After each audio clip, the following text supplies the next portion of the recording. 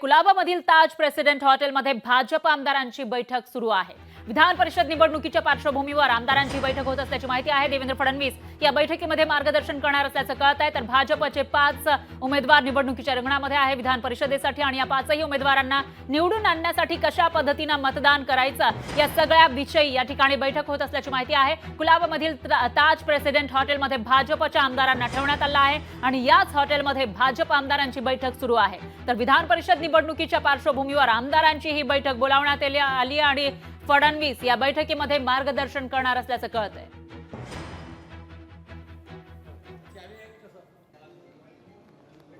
त्याच्यामुळे आता उद्याच्या विधान परिषदेच्या निवडणुकीविषयी रंगत निर्माण झाल्याचं पाहायला मिळतंय। चुरस या ठिकाणी निर्माण झाली आहे कारण एकीकडे जागा आहेत 11 आणि उमेदवार आहेत 12, त्यामुळे एक उमेदवार हरणार हे मात्र निश्चित आहे। 12 उमेदवार हरणार हे मात्र निश्चित आहे आणि अशातच ज्या पद्धतीचा लोकसभेचा निकाल लागलेला आहे त्यावरून सत्ताधाऱ्यांपैकी बरेचसे जण आमच्या सोबत येण्यासाठी तयार असल्याचा दावा विरोधकांकडून केला जातोय। त्यामुळे सत्ताधाऱ्यांमध्ये कदाचित चलबिचल असू शकते, आपले आमदार फुटणार तर नाही ना अशी भीती त्यांना सतावत असेल आणि त्या पार्श्वभूमीवर आता सगळ्यांकडून तयारी केली जाते, खबरदारी घेतली जाते।